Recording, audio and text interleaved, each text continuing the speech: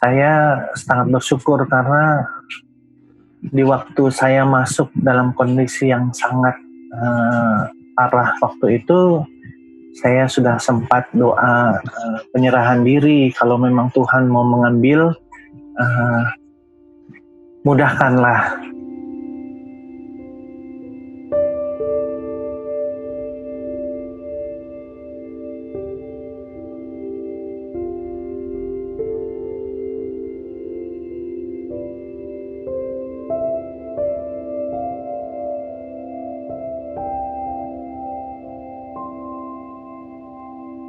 Nah, Mas Yuda, boleh nggak sih diceritain kapan pertama kalinya terdiagnosa, terus apakah waktu itu ada riwayat ke zona merah atau gimana? Oke, mulainya saya itu dari ikut kegiatan gereja itu sudah dalam kondisi sakit sebenarnya. Oke. Itu awal-awal di Jogja itu belum ada zona merah, belum ada tanda-tanda akan kemasukan corona atau yang lain sebagainya karena masih awal sekali. Oke, tapi di Indonesia udah ada ya waktu itu? Di Indonesia udah ada waktu itu, kalau tidak salah baru beberapa di Jakarta. Itu ada 3 yang terindikasi, yang ibu-ibu dan 2 anak kalau tidak salah. Itu dan awal-awal banget ya? Memang belum marak sekali. Berarti itu bulan saya kena di Maret ya? Maret, Februari. betul, di bulan Maret. Awal-awal Maret. Maret, betul, awal-awal Maret. Terus? Itu saya itu masuk di rumah sakit sebenarnya tanggal 18 malam, tapi saya sakit itu sudah 10 hari sebelumnya. Jadi saya ikut kegiatan, kebetulan saya aktivis di gereja, saya ikut kegiatan. Itu tanggal 8 itu sudah mulai greges-greges demam. Lalu tanggal 13 dan 14 kebetulan saya ada acara di Ungaran Semarang. Nah, pulang dari situ, dari Ungaran sampai Jogja, saya langsung ke rumah sakit, salah satu rumah sakit swasta di Jogja. Tapi waktu itu diagnosa indikasi saya terkena kayak demam berdarah gitu ya. Begitu. Nah, jadi saya tapi belum parah, jadi masih dirawat jalan. Itu di hari Sabtu. Lalu hari Senin saya kok masih rasanya masih panas, saya ke rumah sakit swasta yang lainnya. Sampai sana juga dia dokternya mendiagnosis yang sama, itu bahwa saya HB-nya turun gitu. Tapi mulai batuk-batuk juga. Nah, hari Rabu waktu itu sudah parah, saya semakin panas dan kondisi sudah sangat lemas dan batuknya semakin parah, ditambah dengan susah bernafas waktu itu ceritanya gitu. Lalu saya ke rumah sakit. Begitu masuk rumah sakit itu tanggal 18 malam, lalu saya langsung ditaruh di pojokan kamar keluarga saya, ibu bapak saya disuruh keluar dari IGD itu, lalu IGD itu ditutup dan yang menangani saya sudah langsung dengan pakaian APD ya, pakaian astronot itu ya. Nah, itu di situ saya juga mulai curiga nih, waduh kok mulai begini ya.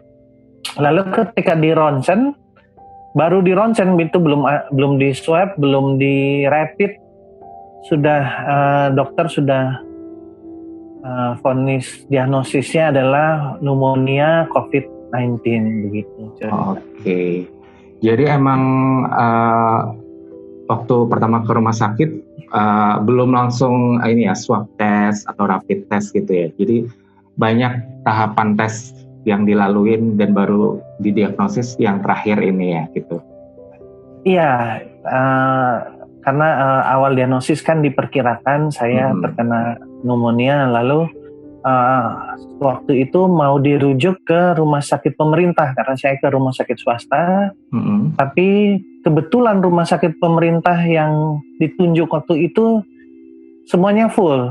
Oke. Semuanya full. Jadi saya menunggu, akhirnya direktur rumah sakit swasta tersebut datang dan bilang ke orang tua saya bahwa hari itu mereka jam 00 akan ditetapkan sebagai rumah sakit penanganan COVID-19, begitu ceritanya. Oke, berarti Mas Yuda bisa dikatakan pasien pertama COVID-19 di rumah sakit itu ya? Betul, pasien COVID-19 pertama yang diisolasi di rumah sakit swasta itu. Okay. Tapi saya baru bisa masuk ke kamar jam 12 malam dan terhitung tanggal 19 Maret. Okay, berarti gitu. 19 Maret itu sudah diisolasi gitu ya? Iya, betul. Oke, keluarga pastinya shock ya, sedih gitu. Terus Mas Yuda gimana sih suasana waktu keluarga tahu kalau Mas Yuda didiagnosa gitu-gitu? Iya, jadi memang suasananya ya karena ini juga COVID-19 ini kan baru ada dan kita juga belum tahu bagaimana ke depannya. Kebetulan juga dokternya sendiri pun baru menangani, tapi kalau dilihat dari kondisi waktu itu sudah hampir menggunakan ventilator, sehingga dokter memang menyatakan ke keluarga bahwa kita harus siap untuk menghadapi segala situasi. Itu yang membuat keluarga semakin cemas karena kita belum tahu presentasi hidupnya berapa, meninggalnya berapa, lalu penanganannya bagaimana yang sesuai protokol. Karena waktu itu memang bahkan baru disosialisasikan untuk masker, mencuci tangan, dan hal-hal itu juga baru awal-awal sekali. Jadi memang belum ada sosialisasi yang benar-benar, sehingga memang keluarga juga agak lumayan panik ya, gitu ceritanya. Oke, berarti karena masih pertama banget, di awal-awal banget, jadi belum banyak informasi ya bagaimana menangani atau mencegahnya, jadi keluarga tambah panik gitu ya. Tapi pastinya keluarga juga ngasih motivasi yang besar kan buat Mas Yuda gitu. Pasti mereka di depan saya tetap kelihatan baik-baik, tapi ternyata setelah saya sembuh baru tahu di belakang mereka juga, namanya keluarga ya, anaknya ya, mereka pasti khawatir dan panik. Iya, begitu sebenarnya. Pasti sih. Tadi kan gejalanya Mas Yuda udah kasih tahu kita nih, gejalanya kayak susah nafas ya, bukan sesak nafas ya? Iya, betul. Terus, susah nafas. Demam yang tinggi gitu. Betul, demam tinggi. Sorry for asking, berarti Mas Yuda itu masuk dalam keadaan drop ya? Kan ada nih Mas pasien yang masuknya ternyata sehat-sehat aja gitu.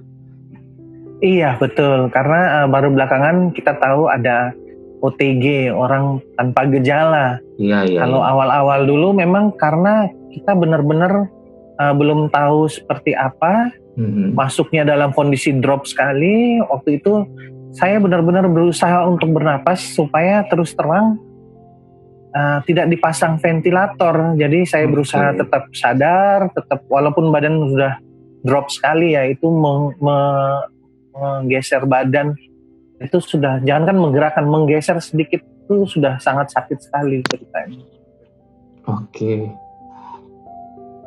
Oke, boleh diceritain nggak sih Mas kondisi di ruang isolasi itu kayak apa gitu kan?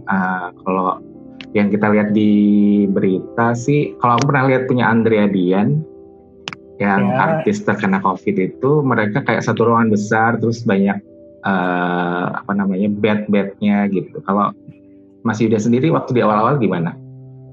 Iya, kebetulan saya masuk di rumah sakit itu, mereka juga baru prepare untuk persiapan.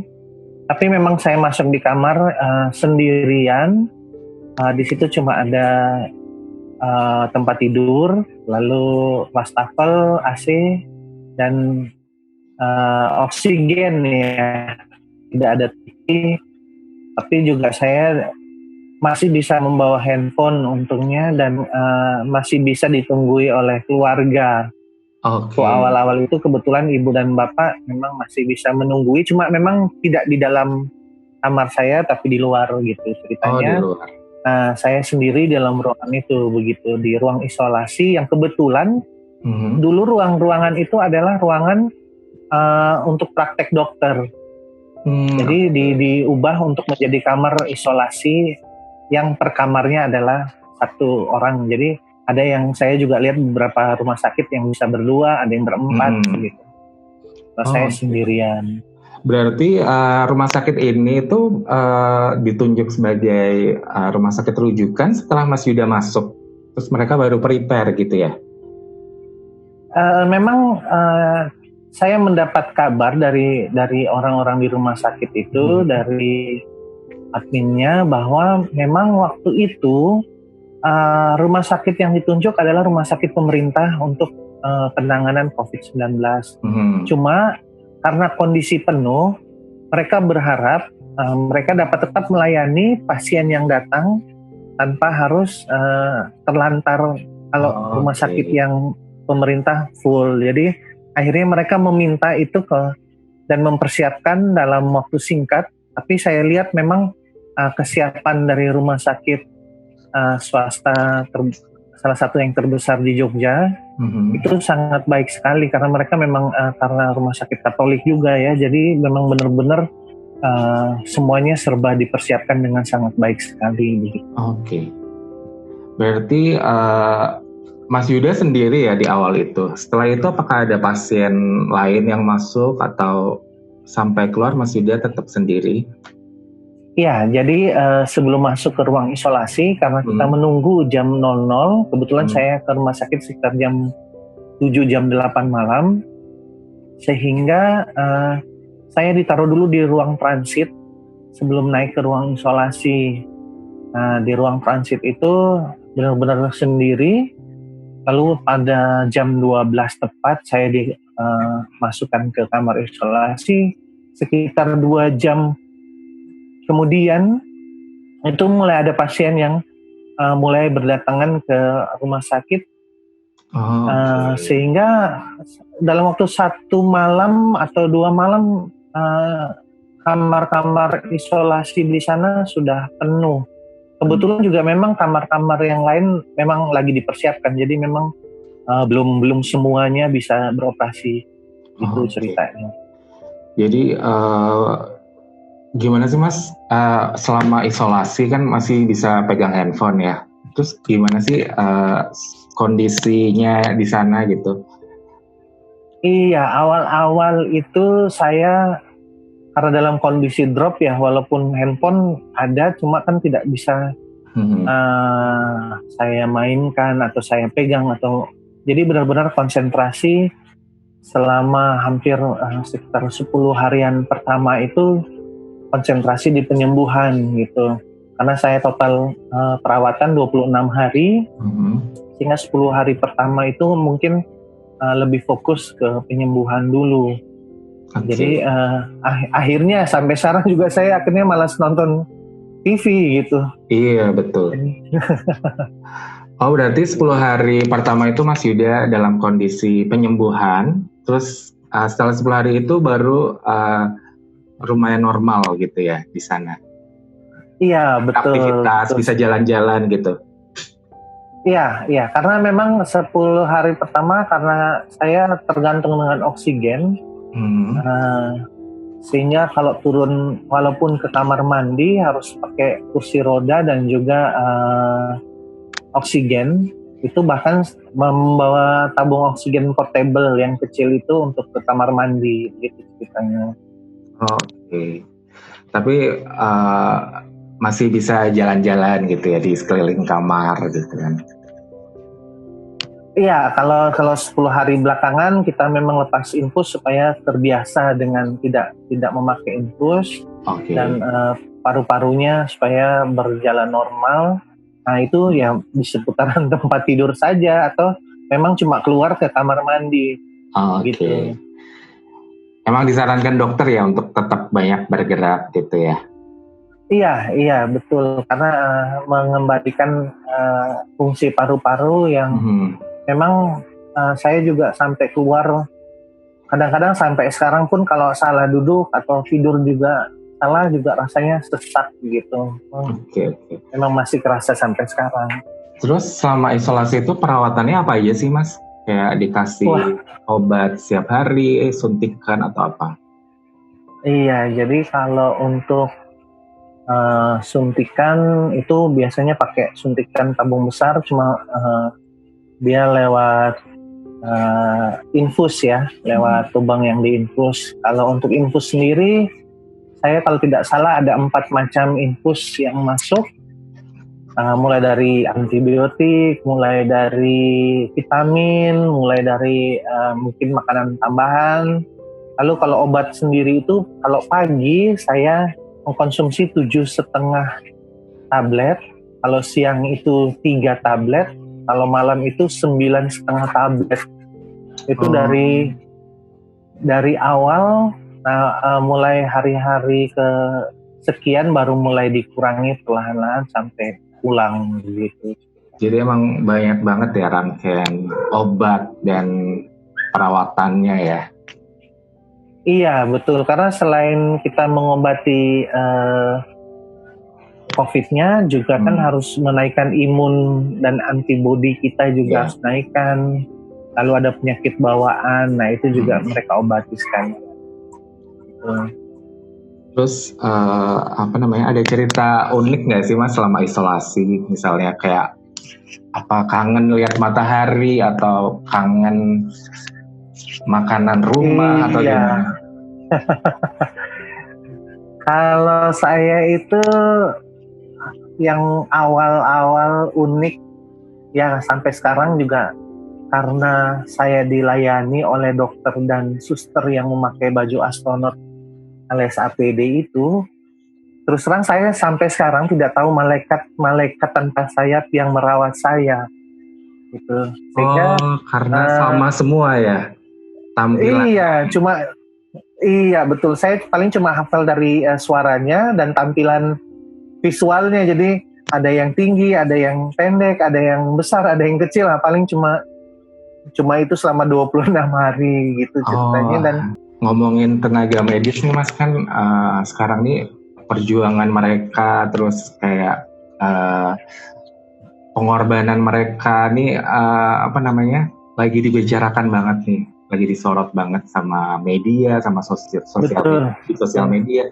Nah, sebagai pasiennya langsung, Mas Yuda ngeliat gimana sih tenaga medis di sana waktu itu gitu? Iya, jadi saya melihat betul perjuangan mereka merawat kami pasien itu sangat luar biasa, karena saya tuh betul-betul melihat sendiri langsung real ketika misalnya mereka mengambil darah itu di ruangan saya, termasuk AC-nya dingin dan saya sendiri pun lumayan kedinginan, tapi mereka dengan pakaian APD itu mau mengambil sampel, misalnya untuk sampel darah saya itu kadang-kadang mereka sampai betul-betul pahit karena kacamata mereka itu berembun sehingga susah untuk mencari nadi saya begitu, untuk mencari bagian mana untuk ditusuk. Lalu mereka juga saya lihat sendiri bagaimana mereka bolak-balik masuk kamar saya untuk periksa, karena setiap sekian jam saya harus diperiksa tensi, harus diperiksa tekanan darah dan lain sebagainya begitu. Perjuangan mereka sangat luar biasa, dan saya saat ini agak-agak bagaimana ya, prihatin melihat teman-teman yang ada yang menyepelekan karena ternyata yang masuk itu baik-baik saja karena mereka OTG mungkin ya. Tidak terlihat sebagai pasien misalnya begitu. Lalu ada yang sudahlah kita keluar dulu lah, main-main di luar. Ada yang bilang ini konspirasi dan lain sebagainya. Mereka tidak tahu saja bagaimana ketika kita di dalam fight berjuang, mereka juga berusaha membuat kita supaya nyaman, bagaimana mereka merawat kita supaya kita juga sembuh, bagaimana mereka menyemangati kita setiap saat, padahal mereka sendiri dalam kondisi khawatir akan diri mereka sendiri dan keluarga. Iya, bisa dikatakan mereka itu justru garda terdepan kalau perang tuh paling bahaya ya Mas ya, karena kapan aja bisa terpapar kan mereka kan, karena berhubungan langsung dengan para pasien. Betul, Mas Novandi, bayangkan saja mereka dengan memakai APD saja itu kan masih ada kesempatan virus masuk ke mereka ya. Itulah, jadi mereka walaupun sudah berusaha melindungi tubuh dengan segala ya namanya nasib ya, kita juga serahkan ke tangan yang kuasa ya. Saya selalu berdoa supaya mereka baik-baik dan sehat-sehat untuk bersukacita merawat pasien yang sampai sekarang makin naik juga di beberapa daerah. Mau ini nggak sih, mumpung ini kan siapa tahu perawat dan dokter yang merawat Mas Yuda nonton tayangan ini, ada mau yang disampaikan nggak Mas Yuda untuk mereka? Karena belum sempat ketemu ya, mungkin nanti kalau setelah pandemi bisa bertemu ya. Iya, kalau dari saya sih saya cuma mengucapkan banyak terima kasih, banyak effort yang mereka usahakan untuk kesembuhan saya, banyak yang saya yakin mereka juga kalau sekarang mungkin sudah tahu penanganannya, tapi waktu saya dulu masuk di awal-awal itu saya yakin mereka juga sebagai manusia pasti ada ketakutan sebagai manusia ya, tapi saya yakin percaya ketika mereka mendahulukan tugas kemanusiaan, mereka kadang-kadang bukan melupakan tapi menomorduakan kesehatan dan keselamatan mereka sendiri, sehingga saya sangat angkat topi dan respect untuk teman-teman tenaga medis yang sampai saat ini masih berjuang untuk menyembuhkan banyak dari kita yang terkena corona. Jadi pada intinya kita nggak boleh menyepelekan ya Mas, profesi apapun ya, termasuk juga dengan tenaga medis kita, karena kalau ibarat sebuah perang, tenaga medis kita ini ada di garda terdepan yang berani mengambil resiko paling besar untuk menyelamatkan yang pasien maupun yang kita yang sehat ini kan gitu. Iya, betul, sangat betul. Karena kalau sekarang terus terang saya juga melihat mungkin karena sudah terbiasa dengan menangani, mungkin sudah ada beberapa obat yang sekarang itu jauh lebih bagus, sehingga mudah-mudahan tugas-tugas mereka juga makin diringankan dan tidak banyak orang yang mengalami masuk ke rumah sakit dalam kondisi seperti saya begitu. Mudah-mudahan semuanya baik-baik, lebih baik sekarang. Oke, kita anyway, Mas Yuda tuh dinyatakan sembuh kapan Mas? Dinyatakan sembuh dan sekarang lagi karantina mandiri ya? Iya, saya keluar itu sebenarnya harusnya di hari Minggu Paskah, tapi jadi saya terima kabar itu di hari Sabtu, kalau tidak salah tanggal 11 April ya. Jadi tapi baru boleh keluar rumah sakit itu tanggal 12 karena ketika kami keluar memang waktu itu ada beberapa persyaratan yang tidak diwajibkan, tapi kalau bisa dipenuhi, misalnya kamar yang berventilasi baik, kamar yang menghadap kalau bisa ke arah timur untuk menerima sinar matahari langsung, lalu persiapan kami juga kalau bisa laundry baju itu tidak disatukan dengan yang sehat di rumah, lalu kamar mandi kalau bisa sendiri dan sebagainya. Tapi ketika harus keluar tanggal 12 itu hari Minggu, dan saya kan harus punya sertifikat kelulusan nih, lulus COVID-19 nih, dan Dinkes kan tutup sehingga hari Senin baru akhirnya bisa keluar dengan adanya surat keterangan bahwa saya sudah dinyatakan sembuh dan negatif COVID-19 tanggal 13 April ya. Berarti kalaupun dokter udah menyatakan sembuh, masih banyak rangkaiannya ya, sampai ke dinas kesehatan, sampai ke administratifnya betul. juga harus jelas gitu ya. Betul. Dan kita wajib karantina mandiri di rumah 14 hari. Jadi saya ya puji Tuhan sudah lebih dari sebulan, cuma mau keluar juga saat ini juga males ya. Lebih baik saya di rumah dulu aja. Oke. Waktu pertama keluar rumah sakit nih Mas, kan pertama kalinya setelah hampir sebulan ngelihat matahari lagi, ngelihat ngehirup udara bebas gitu, gimana sih Mas perasaannya gitu? Perasaannya bayangkan 26 hari di dalam kamar yang sekitar segitu ya, tidak besar, dan kita disendirikan. Begitu keluar itu perasaannya sangat senang karena antara senang dan takut karena aduh kita sudah keluar nih dari rumah sakit, artinya kita harus menjaga diri sendiri waktu itu kan. Tapi juga rasa senang dan bahagia karena ya sudah, kalau sudah di rumah kan rasanya jauh lebih plong karena di rumah sendiri. Nah itu aduk-aduk juga perasaannya, campur aduk gitu. Tapi ya lebih bahagia di rumah memang daripada di rumah sakit. Oke. Kalau hikmah terbesar apa sih yang didapatkan dari Mas Yuda kena COVID ini? Kayak misalnya kayak terlahir kembali atau gimana Mas?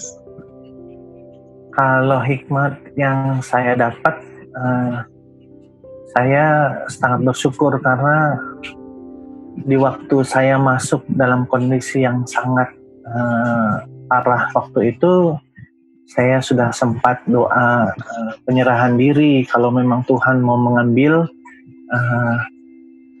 mudahkanlah.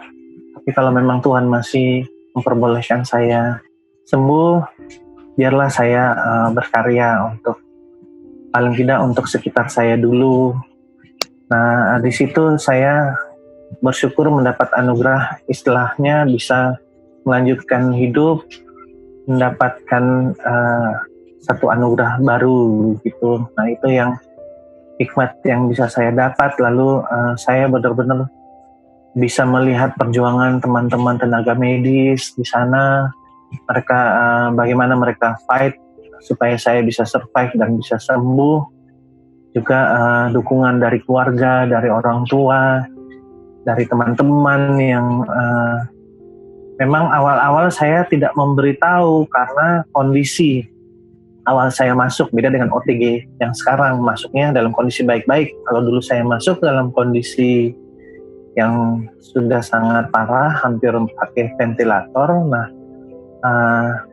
di situ saya bersyukur punya banyak teman yang setelah saya kabari itu mereka malah, kenapa nggak kabari dari awal biar kita bantu doa dan lain sebagainya. Saya terangkan bahwa ya memang karena kondisi yang membuat saya tidak bisa memberitahu di awal, kita dalam kondisi panik dan lain sebagainya. Dan ketika kami memberitahu teman-teman, mereka juga akhirnya mendoakan dan memberi selamat, sukses, sehat terus. Nah di situ saya mendapat hikmat bahwa ternyata banyak teman-teman saya yang tidak meninggalkan. Lalu di komplek rumah kami, saya juga bersyukur bahwa ketika saya masih di rumah sakit, saya dihubungi ketua RT-nya dan mereka mau menyambut saya di rumah, pulang ke rumah dengan kondisi yang mudah-mudahan sudah sangat sembuh. Kebetulan mereka juga support, saya bersyukurnya di situ, karena di luar sana kan banyak mereka yang mendiskreditkan tenaga medis, gitu pasien yang iya betul dikucilkan. Berarti nah itu yang membuat saya sekitar rumah sangat mendukung ya, sangat welcome. Iya itu yang membuat betul ya. Membuat saya sangat bersyukur. Iya, menyambut. Dan ketika saya pulang saya juga diberikan bingkisan sembako gitu. sebagai salah satu orang yang terdampak COVID gitu cerita.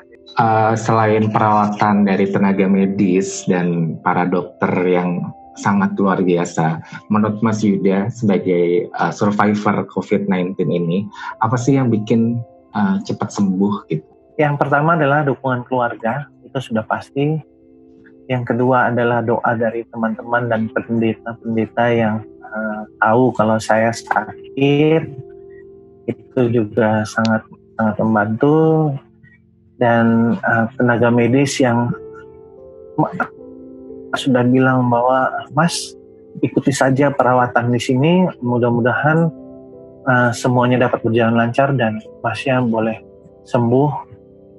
Dengan dokter yang setiap kali masuk juga memberi semangat, ayo semangat Mas Yuda bisa sembuh. Itu yang membuat saya cepat recovery-nya, dan ya puji Tuhan sampai sekarang saya masih dalam kondisi yang sehat. Alhamdulillah, berarti bisa saya simpulkan bahwa semangat dan berserah dan mengikuti semua kata-kata tenaga medis dan peraturannya itu bikin cepat pulih kembali gitu ya Mas ya? Iya betul, itu sangat mendukung dalam penyembuhan. Oke. Terakhir nih Mas, karena pandemi ini masih berlangsung, nggak tahu sampai kapan. Apa sih, ada nggak Mas pesan buat sahabat HIPWI yang mungkin juga sekarang masih berjuang dengan COVID-19, ataupun yang sehat-sehat aja tapi terdampaknya secara sosial dan ekonomi gitu Mas? Ada pesan nggak? Iya, bagi teman-teman yang sampai sekarang juga masih dirawat di rumah sakit atau sedang isolasi mandiri di rumah, mudah-mudahan tetap semangat. Sekarang itu kesempatan sembuh juga sangat tinggi sekali, tergantung kita mau berusaha untuk sembuh. Dan bagi teman-teman yang sedang di rumah untuk isolasi mandiri, ikuti peraturan pemerintah. Kalau memang masih harus di rumahlah, agar kita dapat menghargai tenaga medis yang sedang bekerja, berusaha mengatasi corona ini. Lalu kalau memang terpaksanya keluar, entah itu untuk mencari rezeki atau entah itu untuk berbelanja kebutuhan, ikutilah protokol-protokol yang sudah ditetapkan pemerintah. Jangan sampai kita lengah, dan kalau bisa kita tetap ikuti aturan yang sudah ditetapkan pemerintah, yaitu di rumah saja sampai memang keadaan benar-benar kembali seperti sedia kala. Dan tidak usah takut karena kita juga akan kembali hidup normal kalau memang semua ini sudah bisa berlalu gitu. Oke, jadi yang pasti sih buat kita-kita yang sehat, benar tadi ngikutin protokol, karena ini bukan buat diri kita sendiri ya Mas, tapi buat orang lain, buat tenaga medis. Betul. Karena tenaga medis tuh mungkin sampai sekarang berbulan-bulan mereka nggak pulang ke rumah karena harus karena emang nggak boleh ketemu keluarganya, takut jadi carrier gitu kan. Ataupun kalau kita jangan pikirin diri kita sendiri, jangan-jangan kita nih sehat, tapi ternyata kita ngebawa virus itu dan menularkan kepada orang yang imunnya lemah gitu ya. Jadi justru orang itu yang kena, kitanya sehat-sehat aja gitu. Iya. Jadi terima kasih Mas Yuda, semoga cepat pulih kembali, cepat beraktivitas seperti sedia kala. Mudah-mudahan cerita di Sepenggal Kisah kali ini bisa menginspirasi untuk kita semua. Amin. Semoga pandemi ini bisa kita lewatin bersama-sama dengan baik. Yang pasti jaga jarak dulu, tetap di rumah, dan ikuti protokol yang ada. Terima kasih ya Mas Yuda ya, sampai betul lagi. Sekali. Terima kasih. Semoga kita udah dalam keadaan yang lebih baik semuanya ya. Amin. Terima kasih sahabat HIPWI, sampai ketemu lagi di Sepenggal Kisah lainnya. Terima kasih sudah menyaksikan video ini. Klik subscribe agar tidak ketinggalan. Hipwi bakal mempersembahkan video-video yang lebih menarik ke depannya.